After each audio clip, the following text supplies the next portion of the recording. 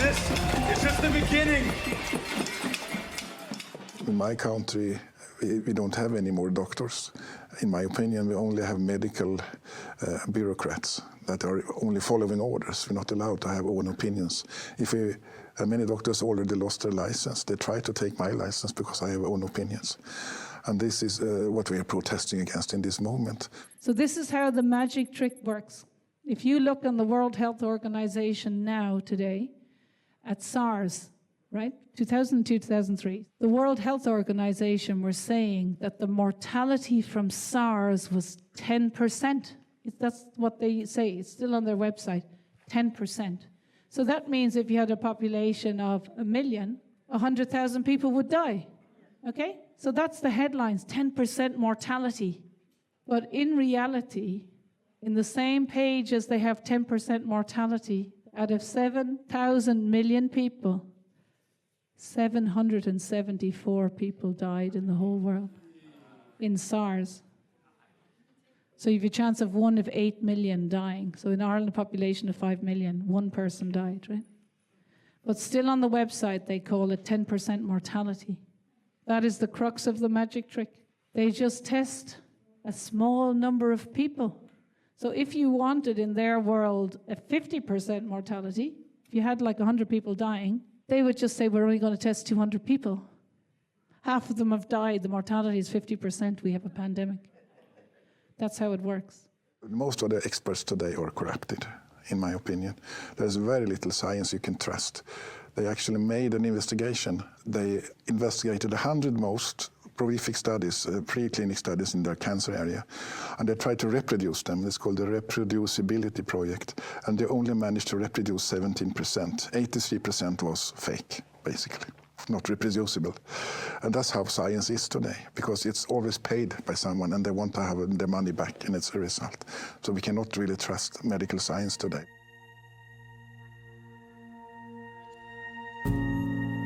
Trying to keep the light out on a sunny day in a dark room is very difficult.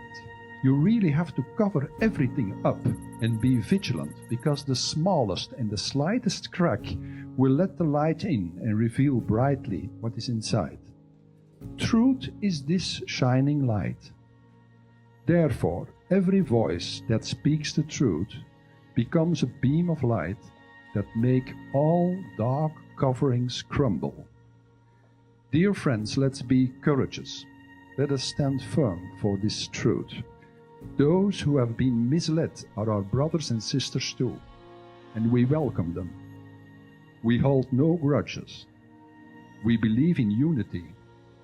Let us connect to our brothers and sisters in union and rejoice our connection and togetherness.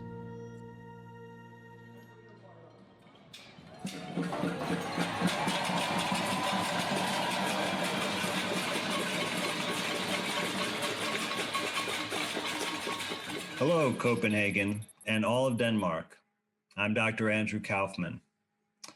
We've been patient. We've been tolerant. We've even been, at least some of us to some degree, compliant. But this has got to end now. You've been on the streets telling your government this, and it has worked so far. Now is the time to keep going. You have the momentum. You have the numbers. You have the heart. I'm grateful you're standing up.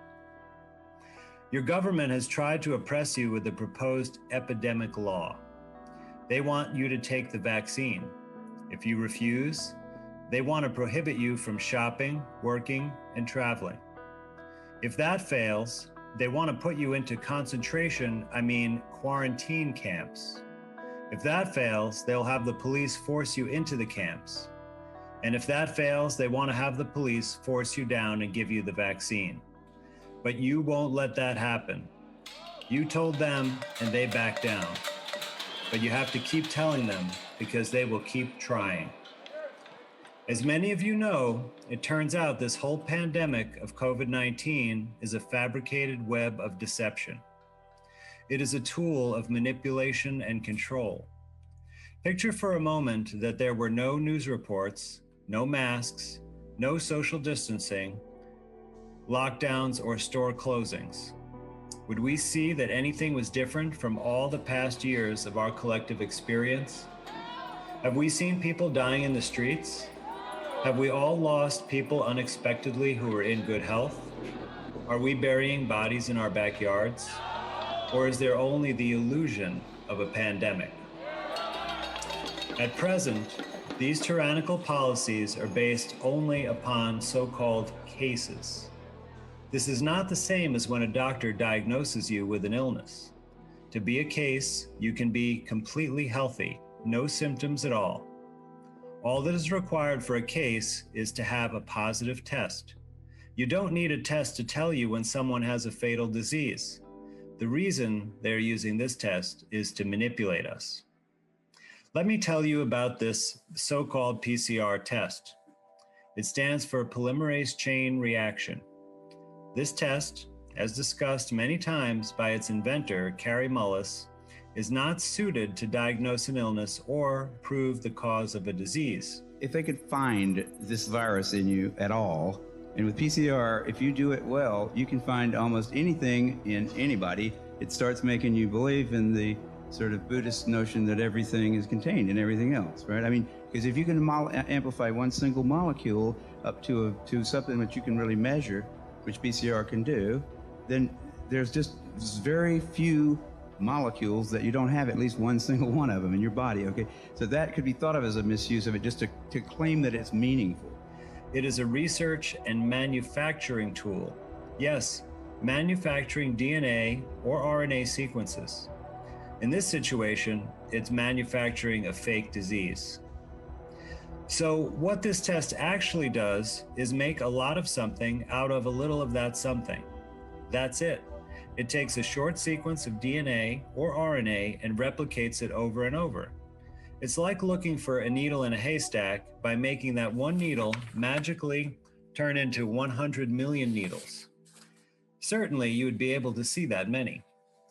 One problem is, however, that when you amplify those needles, you also amplify twigs, spider webs, lint, pebbles, dust, ants, hair, and anything else that's close to size of the needle. So when you see the thing in large quantities, are you seeing the needles or are you seeing pebbles and twigs?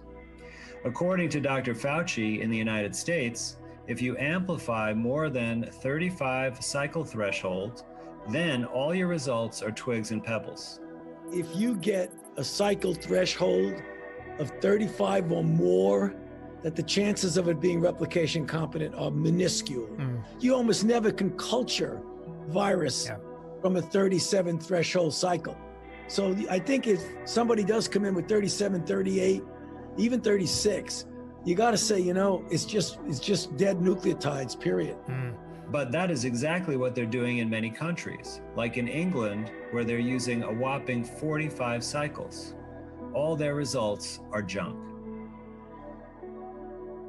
This has opened the door. The Portuguese study, right? The PCR tests, 97% false positive. Translate that into English, they're bullshit.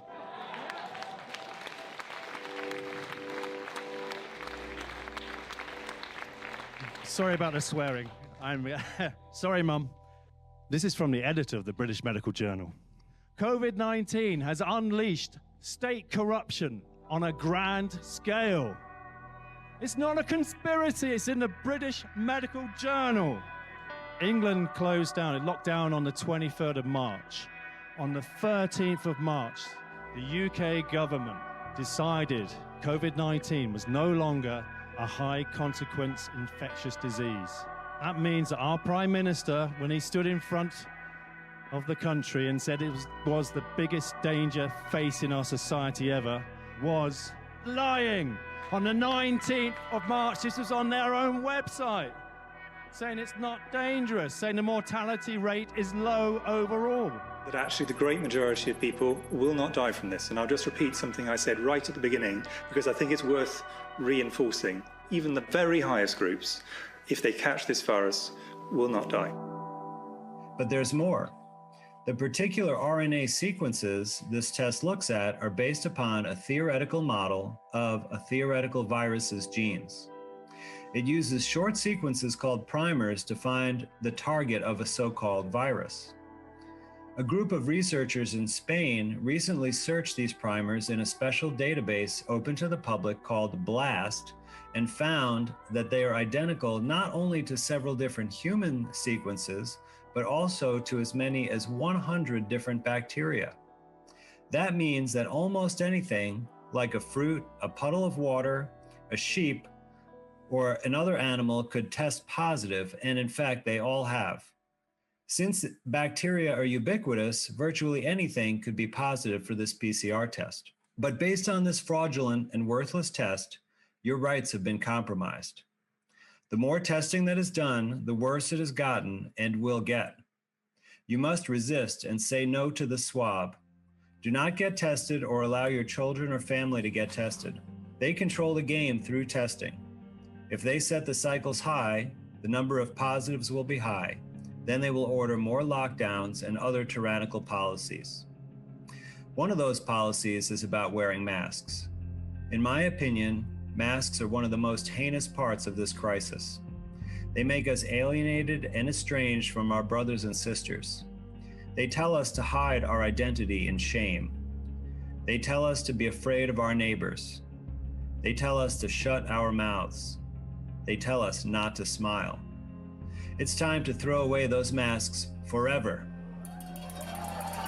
Thanks to Danish scientists, Dr. Blumgaard et al., we now have, for the first time, high-quality, randomized controlled trial data on masks for COVID-19.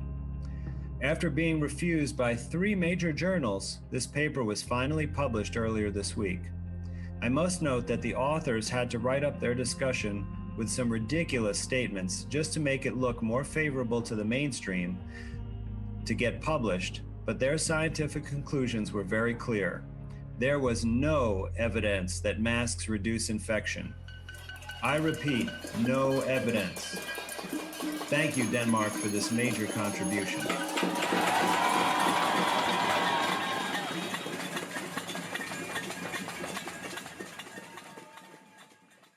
There might be some kind of new virus out there. There is some new disease that I didn't see so much before I saw many patients. But on the other hand, it's not hard to heal it. For me, I know how to heal COVID-19.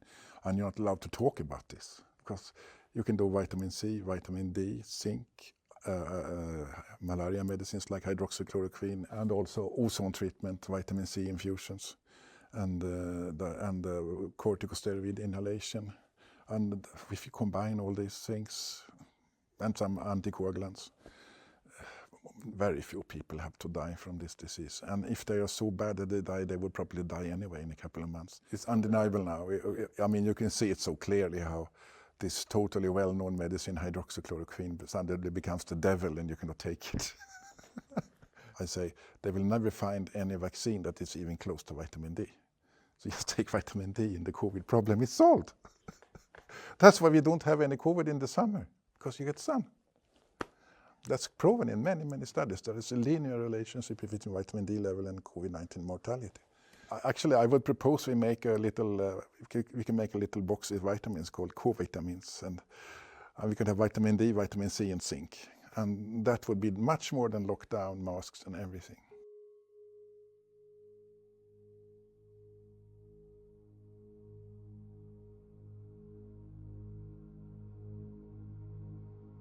On the 18th of November, our government released a new law. The argument which our health minister brought to defend this law was that he may consult with physicians, but the decision is made by politics. Well, I do not think so. So I would like to ask the politicians to stick to their experience and to their expertise and leave the pandemic, which is a medical issue, to physicians. And I would like to appeal to the physicians and to our leading medical groups. Please show some character and some backbone. The pandemic is a medical issue and it has to be solved medically. Please stop the madness and behave professionally. Thank you very much. If you say to yourself, Who are the people who are censoring our debate? All of those people are the people who are making money on the lockdown. Facebook, they have permanently bankrupted half the businesses in America. And in Europe. And what's happening? These are all small businesses. And guess who's replacing them? Amazon.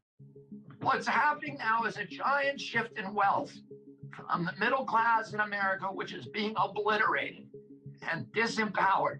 And our constitutional rights are being robbed. And that wealth is being shifted to this very rich group of robber barons from Silicon Valley and from the banking industry and from the pharmaceutical industry and the medical cartel. The harsh reality is that our media, they are lying to us, and the government is also lying. They are collaborators with foreign powers. But it's clear that there has been a coup d'etat in every single country in the world. Who benefits? It seems to be the large multinational corporations and the super rich, and the people who are decimated and destroyed is the middle class. What they are doing is moving to destroy as much independent income as possible, because independent income is what has been supporting the democratic process. And if they can force everyone onto their centralized or centrally controlled digital transaction systems, then they can proceed to have complete control. So they don't want independent producers, they don't want independent income, they want a centralized control. So since the March 2019, the global billionaires are up 27% in net worth, and hundreds of thousands of small businesses and small farms have been put out of business. And that's not an accident, that's intentional.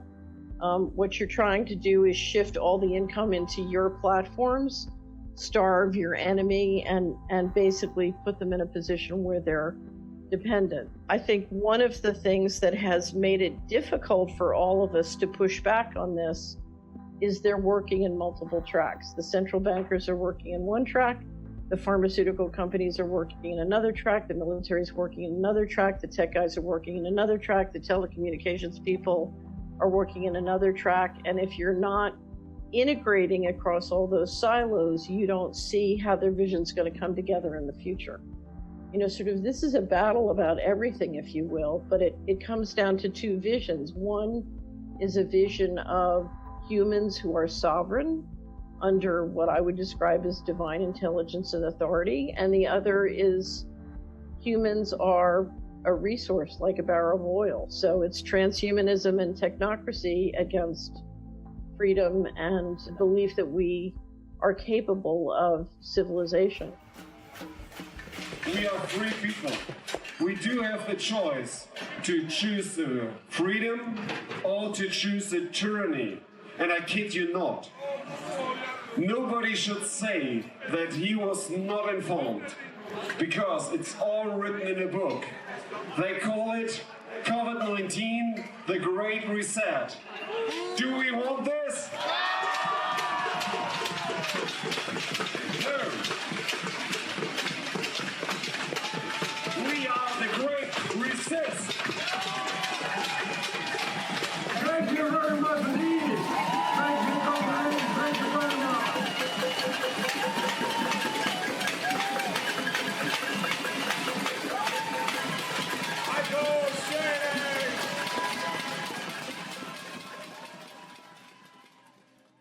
Edmund Burke said something like this: all it takes for evil to prevail is for good people to do nothing.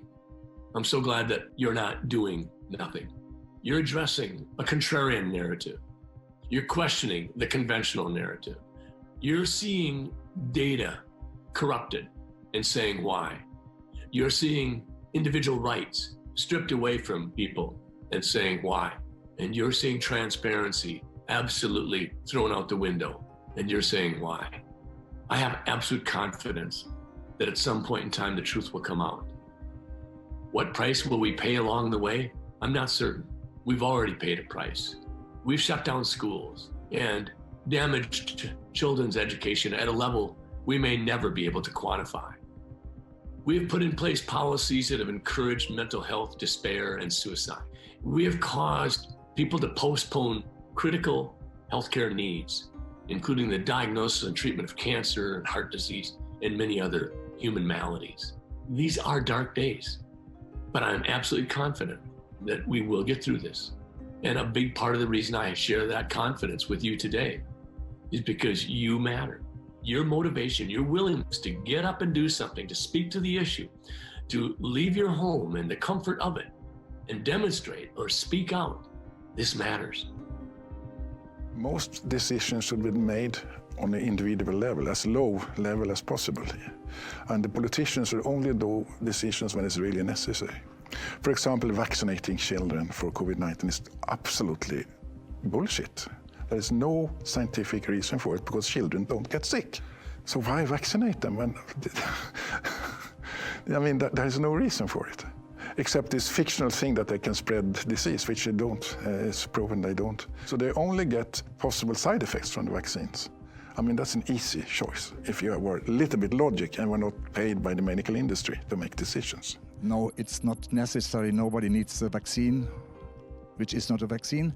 But everybody needs hugs and fresh air, vitamin D3 and zinc. The government seems to want to own our bodies and is putting laws in place to take away our human rights, take away our bodily integrity. They want to vaccinate us, they want to track and trace us. It is a torture and a humiliation for humanity, and we are going to stop it. If you paid me 1 million, I wouldn't take it. If you paid me 10 million, I wouldn't take it. I would go to prison first. And if somebody vaccinates me, I will be suing them for attempted murder.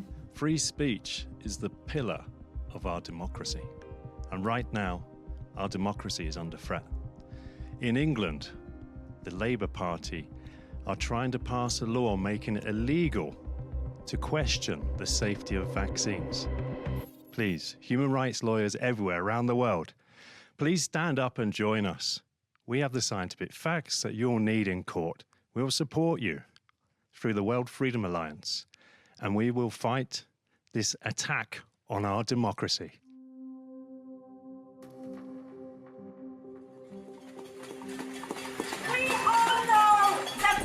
Now, we don't need any more discussions, right? We know that PCR tests do not work. We know that we need love. We need care. We need our families to be together. And we know that the masks are bullshit.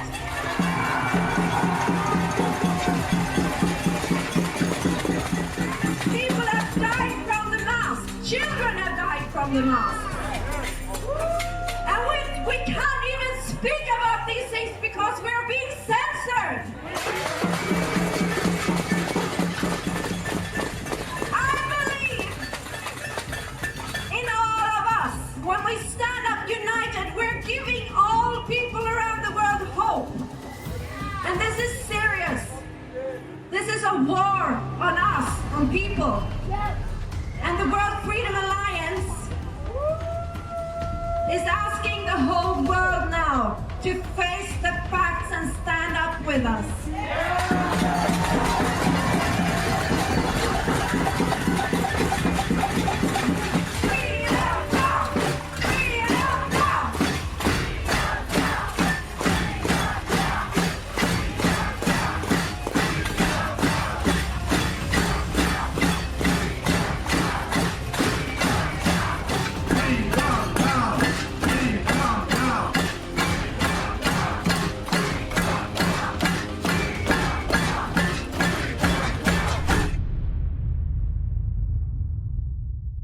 Yes, 3, 2, 1.